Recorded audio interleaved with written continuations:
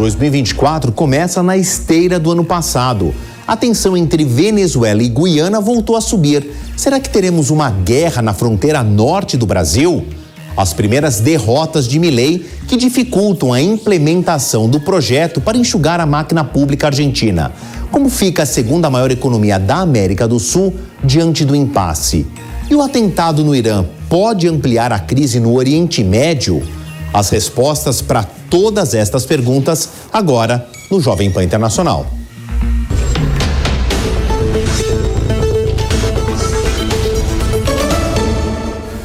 Olá, é sempre um prazer te reencontrar por aqui.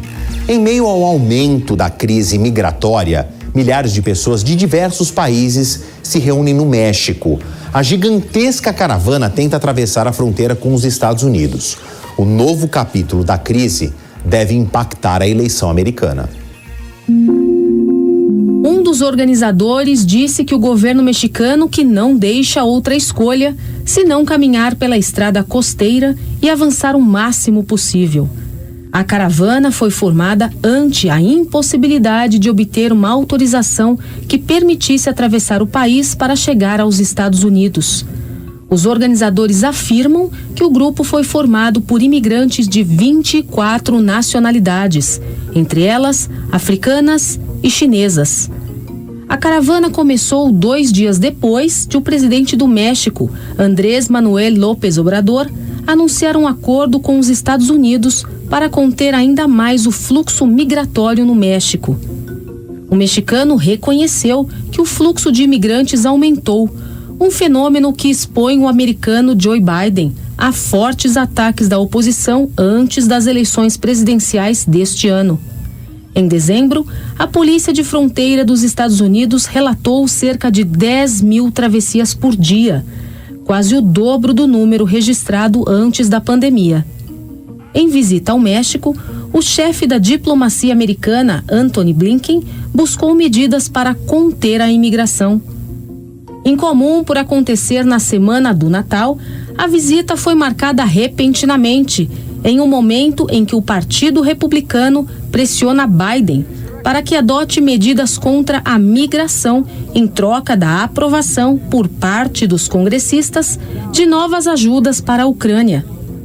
Depois da viagem de chefe de Estado americano, López Obrador afirmou que autoridades dos 2 países concordaram em manter as fronteiras e as ferrovias entre os 2 países abertas. Temos que estar atentos para que não fechem as passagens. Chegamos a esse acordo e já estão abrindo as passagens para os trens e para as pontes fronteiriças, normalizando a situação. Um dos imigrantes que tentam chegar aos Estados Unidos é o venezuelano Marcel, que enfrentou dificuldades com uma prótese e o cansaço para fazer a travessia. O homem precisou caminhar. Andou por uma área de selva que separa a Colômbia do Panamá, uma das rotas migratórias mais perigosas do mundo. Sequestrado por criminosos no local, o venezuelano de 30 anos, com uma perna amputada, se lembrou da mãe, que temia que ele fosse atacado por animais ou delinquentes. Eu só dizia a Deus, não permita que minha mãe passe por essa dor. Se acontece de eu morrer, que seja de outra maneira, mas não assim, para que a minha mãe não sofra por mim, porque aqui nem meu corpo vão recuperar. Ele deixou a Venezuela em 15 de setembro com a esposa Andréa e o filho Samuel, de 8 anos. Técnico em processamento de dados, Marcel é um dos mais de 7 milhões de venezuelanos que deixaram o país desde 2014. Em crise econômica há anos, a Venezuela teve uma diminuição do PIB de 80% em uma década. Para custear a viagem, Marcel vendeu itens de valor que juntou durante os 4 anos em que ele e a esposa viveram no Peru, para onde imigraram inicialmente em 2019. Eu era o tipo de pessoa que dizia que nunca ia deixar meu país. Por que sairia? Apesar disso, a situação estava tão ruim que tomei a decisão e saí. Já no México, para evitar os agentes imigratórios, a família de Marcel se refugiou no mato, o que causou problemas quando tiras de grama se agarravam à prótese. Mais de 680 pessoas morreram ou desapareceram em 2022, tentando cruzar a fronteira entre México e Estados Unidos, onde a família de Marcel conseguiu uma permissão de residência até maio de 2026, quando um juiz vai decidir sobre o pedido de asilo. A vida nova da família é em Greenville, na Carolina do Sul, onde alugam um quarto. Marcel vende flores nas ruas à espera da permissão para trabalhar. Andréa faz faxinas e Samuel já frequenta a escola, onde aprende inglês. Marcel mantém na cabeça espaço para os sonhos: trabalhar como taxista, ter mais um filho e trocar a prótese. A Venezuela ganhou outro destaque no noticiário dessa semana, além de fazer parte da crise migratória que, de novo, bate às portas dos Estados Unidos. O presidente Nicolás Maduro deu uma entrevista a um canal que apoia o governo dele e execrou tanto o presidente da Guiana quanto a coroa britânica. Por trás da crítica, a disputa por Essequibo, lembrando que o ano de 2023 terminou com tropas venezuelanas sendo treinadas para um eventual combate, à medida que um navio de guerra da Marinha Inglesa se aproximava do Caribe. O risco de um conflito armado na América do Sul continua alto. Maduro ordenou que 5.000 militares fossem colocados de prontidão. O Reino Unido para defender os interesses na ex-colônia. O clima de tensão contrasta com a reunião que os presidentes dos países em disputa tiveram em dezembro.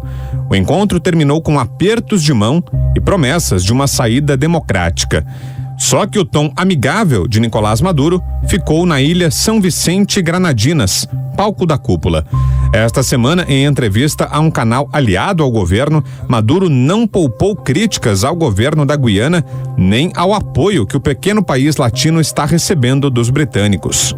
Guiana está atuando como a Guiana britânica, aceitando que um navio de guerra vá até a sua costa e, a partir da sua costa, ameace a Venezuela, porque o navio de guerra, desde que zarpou até a sua costa, foi com um discurso de ameaça à Venezuela.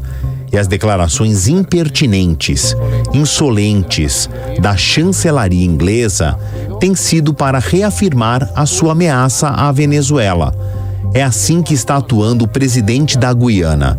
Atua como um presidente de uma Guiana britânica colonial.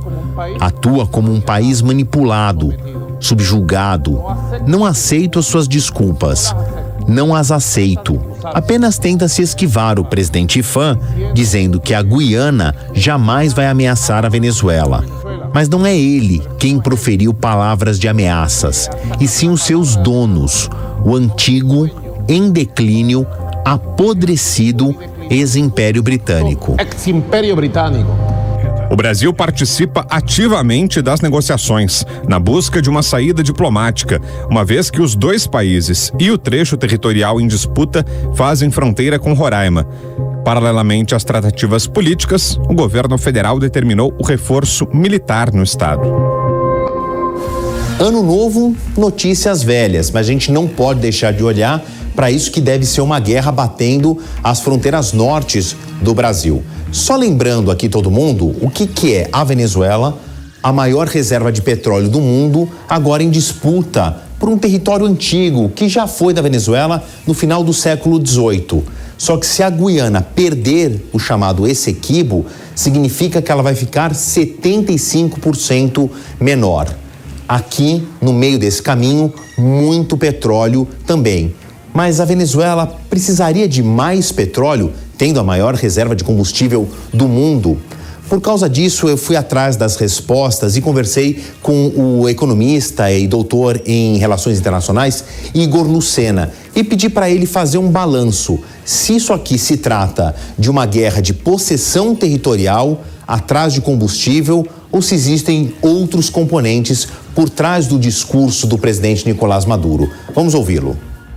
O primeiro fato, a gente tem que levar em consideração a política interna da Venezuela, ou seja, o fato de que Nicolás Maduro vai para um processo de reeleição, um processo em que, apesar de serem eleições nitidamente fraudadas, existe sim uma possibilidade de que ele não vença o pleito. Ou seja, você tem uma oposição que está cada vez mais forte e, apesar de historicamente ser desorganizada, a possibilidade de que essa oposição possa ganhar as eleições é uma situação real. Ao criar esse conflito, esse pré-conflito, ele tenta trazer para si uma espécie de unidade nacional, como se fosse um movimento de guerra e de que ele seria o único responsável para poder manter não sei se a palavra glória seria correta, mas talvez a vitória ou um pouco de orgulho da Venezuela. Segundo ponto, eu acho que é fundamental, acho que é um pouco de um jogo de xadrez. Se o governo da Guiana não fizesse nenhum tipo de ação, acho que seria muito possível um conflito já ter ocorrido. Então, acho que Maduro utilizou a sua retórica, utilizou os deslocamentos militares para tentar saber o que é que o outro lado iria fazer. Agora, talvez esses últimos acontecimentos tenham recuado Maduro. Ele sabe que, a partir do momento que os Estados Unidos fez declarações extremamente contundentes e que o governo britânico vai em defesa de um Estado do Commonwealth, ele sabe que não teria a mínima chance, seria uma questão de dias até suas tropas serem derrotadas, e isso poderia desestabilizar internamente o seu governo.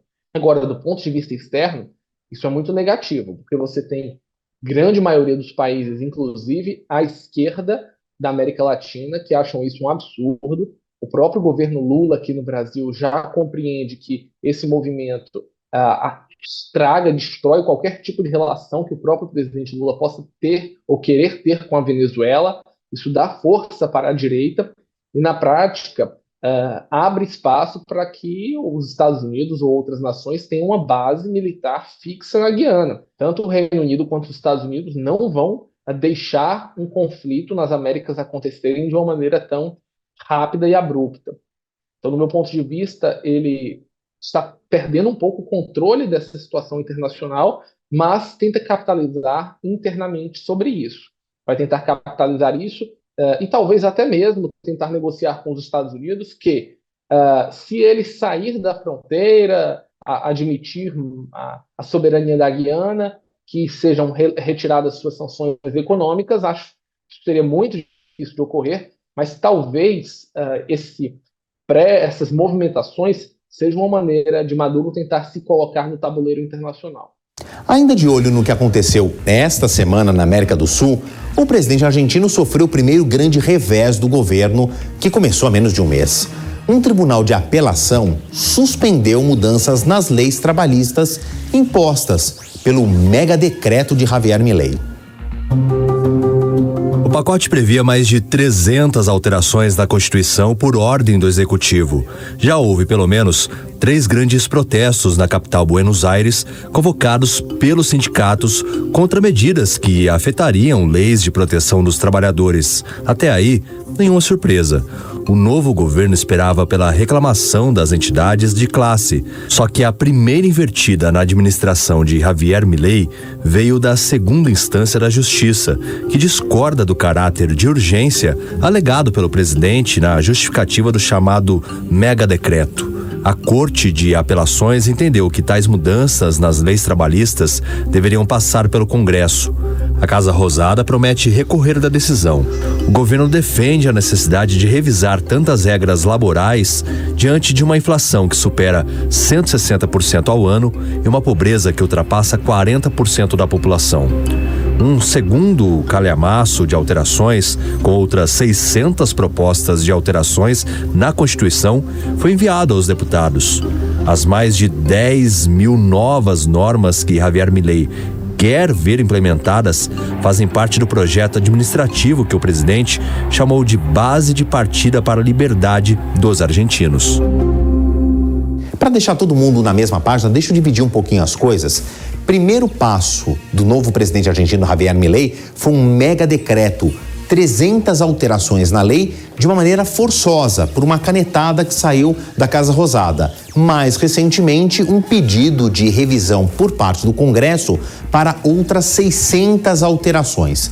Essa queda de braço com o Judiciário se deu por causa do chamado mega decreto. Eu fiz um pequeno resumo no que essa segunda corte, essa segunda instância, a Corte de Apelações, derrubou desse pacotaço de 300 assinaturas do Javier Milei.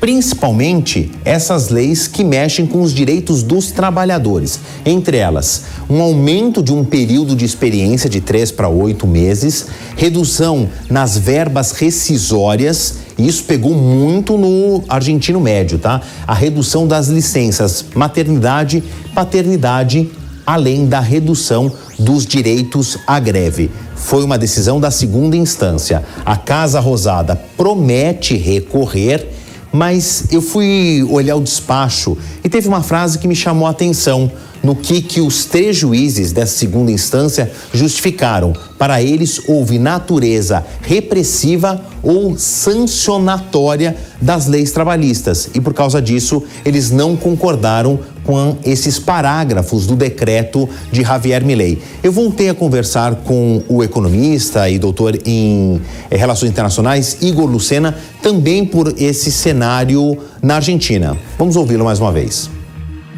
Javier Milei entende, pelo menos pelos últimos governos, e principalmente de Maurício Macri, que o gradualismo não funciona na Argentina. Ações graduais resolvem temporariamente e depois o sistema argentino termina recompondo e destruindo aquele gradualismo. Foi isso que aconteceu durante o governo de Maurício Macri. Então, acho que esse pacotão, né, que a gente assistiu, esse grande decreto com inúmeros artigos, ele tem como objetivo fazer na prática com que o governo tenha um choque de gestão, a máquina tenha um choque de gestão.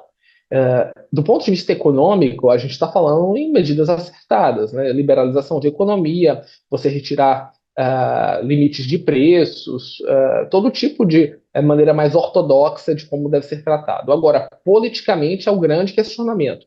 Isso se sustenta politicamente? Então, vamos primeiro fazer uma análise. Nas ruas, apesar de todas as confusões, os sindicatos foram para as ruas, as manifestações foram menores do que se esperava.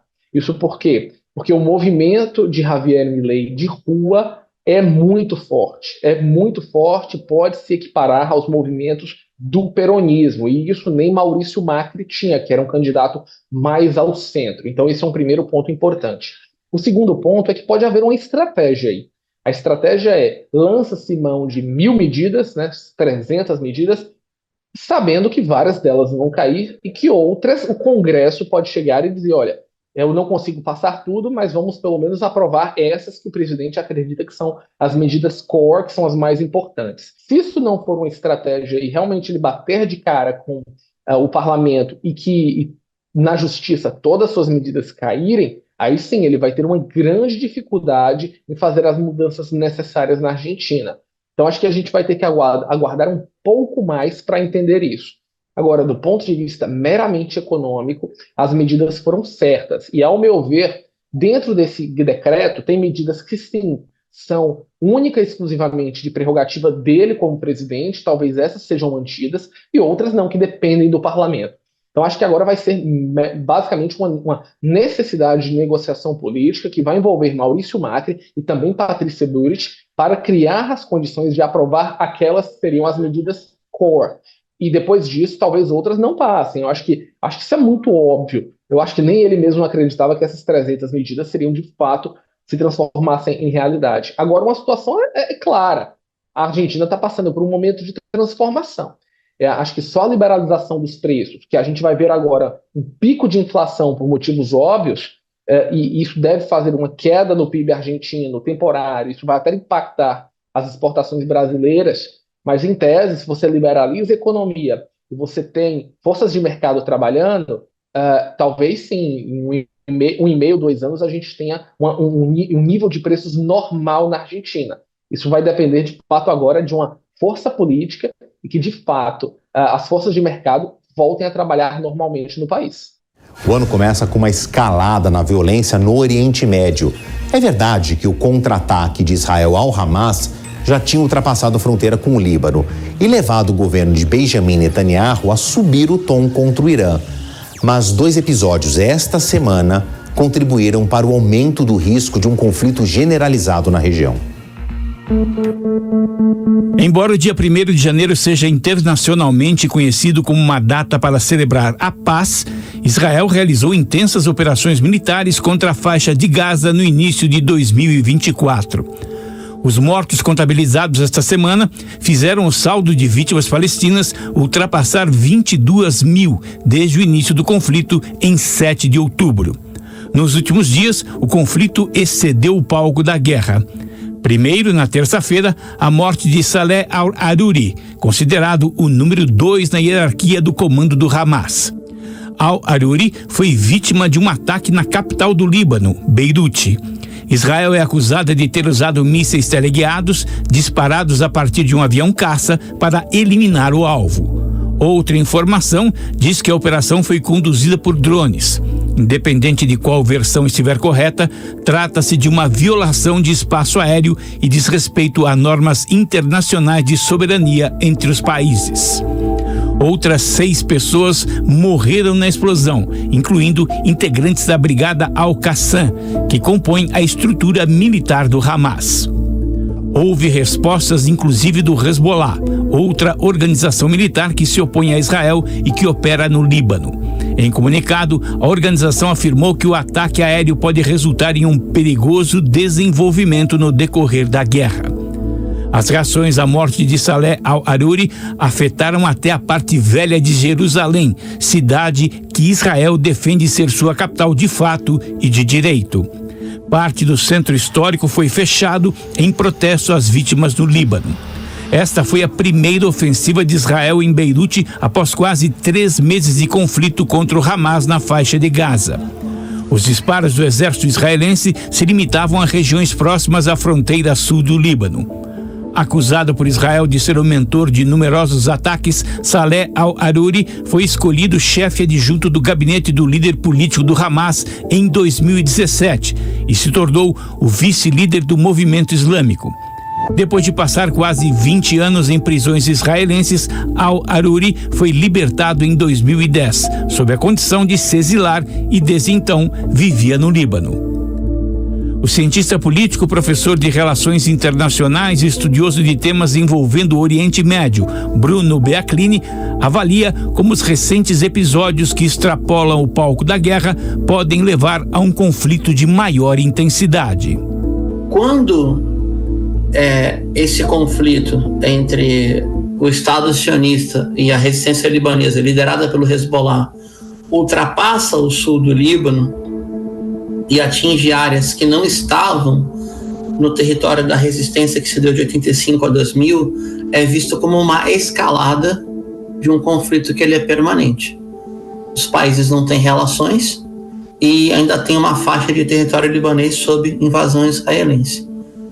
A gente pode fazer essa leitura, que é uma escalada da luta direta entre Israel e Líbano, mas dentro de um escopo regionalizado, onde a intensidade máxima é em Gaza, depois na Cisjordânia, e aí tem essa dimensão de média intensidade, eu diria, de baixa para média intensidade, no Líbano, na Síria, no Iraque e agora também dentro de território iraniano. Na quarta-feira, no Irã, uma dupla explosão deixou mais de 100 mortos perto do túmulo do general Qassem Soleimani. O atentado atingiu uma multidão que participava da cerimônia em homenagem aos 4 anos do assassinato do militar pelos Estados Unidos. Milhares de apoiadores acompanhavam o evento do lado de fora da mesquita, onde o corpo está sepultado.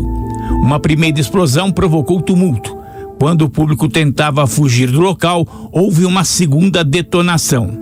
A TV estatal iraniana citou fontes do governo que classificaram o ataque como um atentado terrorista. O presidente do Irã, Ebrahim Raisi, disse que os responsáveis pelas explosões irão pagar caro. O professor Beaclini concorda que a reação deva ser intensa e explica por quê. Quando se atinge quando se gera um martírio e se gera um mártir do mártir, é obrigação da força atingida fazer justiça. Até porque é necessária a coesão interna dentro do Estado iraniano e das suas forças de defesa para que não pareça que quem está na linha de frente está desassistido, ou seja, é atingido e não consegue dar resposta. Qassem Soleimani era encarregado das operações estrangeiras dos Guardiões da Revolução, o exército ideológico do Irã, e foi o arquiteto das operações militares iranianas no Oriente Médio. O general foi morto no dia 3 de janeiro de 2020 em um ataque no Iraque executado por um drone das Forças Armadas Americanas. É bastante comum o volume de atentados em território iraniano buscando oficiais da guarda. Soleimani ele é próximo a um general popular clássico das histórias latino-americanas, para fazer algum grau de analogia. E ele, Soleimani, dentre poucos, tinha trânsito em todas as forças que compunham a resistência ou com ela simpatizavam. Então, ele era muito voluntarioso e participava ativamente das formações de defesa autorizadas pelo governo soberano de Bagdá na campanha de expulsão dos Estados Unidos do Iraque invadido. Porque ainda hoje os Estados Unidos têm uma série de bases militares no Iraque, não estão lá a convite, o governo soberano do Iraque já pediu que se retire, não sai, e aí se faz uma campanha militar para a sua expulsão. A alegação de Donald Trump é que ele seria a peça-chave entre o Irã e seus aliados iraquianos na campanha militar contra as bases estadunidenses. Se essa é a alegação, por direito internacional, não tem crime nenhum, porque está a convite de um país amigo. Mas a análise estratégica está correta. Ao atingir Soleimani, você demonstra, o Império demonstra para os invadidos que ninguém está livre de execução. Embora o professor e cientista político Bruno Beaclini tenha apresentado argumentos para levantar suspeitas sobre o que chamou de agentes externos, o Departamento de Estado americano negou que Washington ou Israel estejam por trás das explosões no Irã. O governo americano ainda afirmou que uma escalada dos conflitos na região não interessa a ninguém.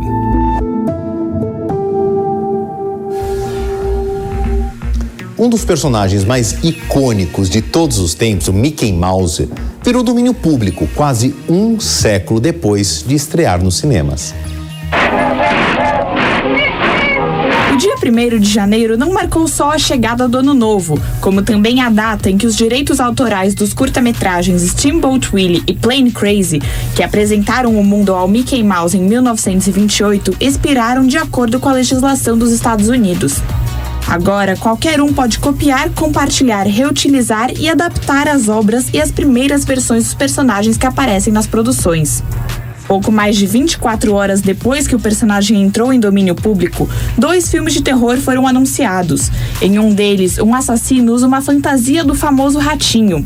No outro, o Mickey se transforma em um camundongo sádico que atormenta passageiros de uma balsa. O cenário abre portas para possíveis remakes, spin-offs e adaptações, mas também pode desencadear diversas batalhas legais com os estúdios Disney. Afinal, não são todos os Mickeys e Minnies que estão em domínio público. Um dos exemplos é o filme Fantasia, de 1940, que mostra uma das versões mais famosas do personagem, o Aprendiz de Feiticeiro, que não deve ser copiado sem o aval dos advogados.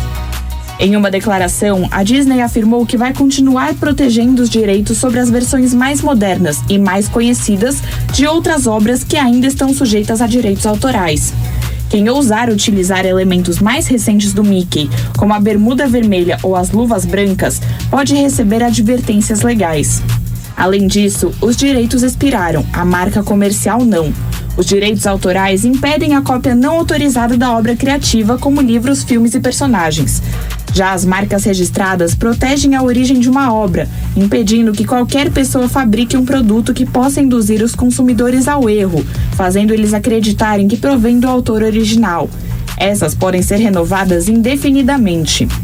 A Disney também declarou que fará esforços para se proteger contra a confusão dos consumidores, causada pelo uso não autorizado do Mickey e de outros personagens icônicos. A empresa adicionou um trecho de Steamboat Willie à sequência da abertura de cada filme dos estúdios de animação Walt Disney. Outros personagens que tiveram os direitos autorais inspirados recentemente foram Sherlock Holmes e o Ursinho Pooh, que também ganhou um filme de terror. Os fãs de Elvis Presley, que perderam a oportunidade de ver o ídolo quando ele estava vivo, poderão assistir um show do rei do rock graças à realidade virtual. Elvis Evolution será uma experiência imersiva e interativa para os fãs acompanharem os eventos da vida e da música de Elvis Presley. Os visitantes serão levados a uma viagem do Mississippi, onde o rei do rock nasceu em 1935, até Memphis, Tennessee, lar de Graceland e Las Vegas. Segundo o CEO da empresa responsável pela exposição, a experiência termina com uma apresentação de Elvis gerada por inteligência artificial e o público poderá ver o cantor bem de perto. A experiência será inaugurada em Londres em novembro de 2024 e pensamos que o apelo disso será global. Então planejamos levá-la para Las Vegas, para Berlim, para Tóquio e depois para todos os Estados Unidos.